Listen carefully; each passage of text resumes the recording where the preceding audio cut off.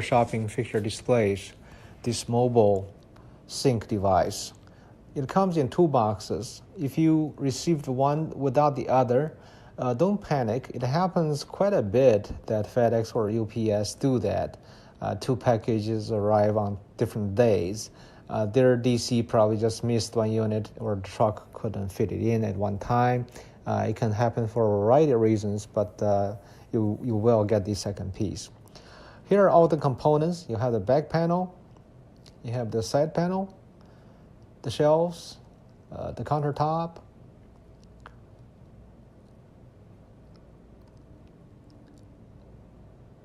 and then the bottom panel. You have the sink and plumbing hardware, as well as the casters. We're going to start with the back panel. You're going to mount the motor that is used to draw the water out of the water bottle to the back panel. There are 4 holes. Line them up. And then there's that bigger hole, like a couple inches away, is where the power cable comes in. Use this particular screw with a round head.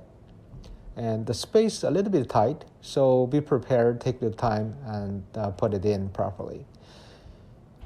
Now, you may want to just go ahead, thread the cable in versus toward the end. You can do either way, but I personally feel you should, at some stage, when the cabinet is up, go ahead and plug it in before it closed up. You're going to insert the stems into the screw holes or the nut holes, and then the cams, the arrow must face the hole. Now, when you put this together, if it's not perfectly lined up, that usually means your arrow direction isn't perfect. Adjust that before you tighten the cam. You see right now you have a little more gap than desirable. You want to adjust that and then fasten. Likewise, you can insert all the stems to the nut holes.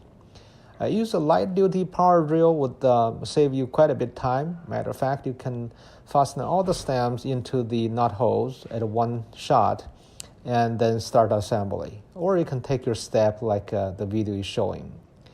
Now, the bottom piece, you'll see where 4 holes, groups of 4 are at, is for the casters. You can do that now or do it later, but this side faces down. So you're going to flip that, put all the stems in. Then you can lock the bottom piece into the sub-assembly.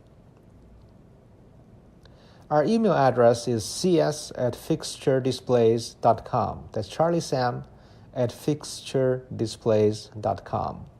If you have any questions, we're here to make sure you are taken care of. If you like our products, we can always use a good review. If you have any good suggestions, we're here to listen and comply. This is the countertop. Again, one side has nothing, and that's consumer facing, and the other side has the nut holes. You would fasten all the stems to it.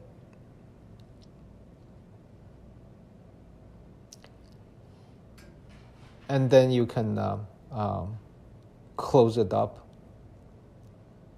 to the top. At this stage, the caster holes are facing you. It would be a good time to install your casters if you haven't done so already. Now you see the motor right there. This is also a good time to get the cable through to it. Now we're going to show you how to install the cabinet doors. You have 4 hinges. It comes with this type of screw. You fasten all the screws. And the hinges are adjustable in a couple of ways. One is the angle, the other is front to back. Just like any cabinet hardware, if you need assistance, just Google or on YouTube door hinge hardware assembly. That should give you plenty of videos. Now we're going to do a little plumbing. And it would be nice to have a professional plumber to help you to make sure everything is done right. But for demonstration purpose, this will get you going. Wherever a proper seal is required, a plumber's glue would be highly recommended. You're going to tighten this up so the stainless steel sink would be right there and tight and snug. When you put the sink in, that's where you also want to use some proper glue to make sure it's permanent in there and not moving. We're now going to show you how to fasten the faucet. The faucet is reasonably tall and comfortable. Once again, this would be somewhere you want to use some glue for water tightness. And this is the water intake line. You plug it in, and you can thread it into the faucet bottom. This is the water exhaust or wastewater tube. Now this is the adapter and the plug. You go in through here. You see when you do it at this stage, it's a little crowded inside with the sink in there. It's going to be a little bit unpleasant to work with at this stage. Now for demonstration purpose, we have two 5-gallon water jugs. One is with some water to test with, the other is empty. As a matter of fact, the wastewater bucket, you should use a lower profile bucket to have optimal discharge.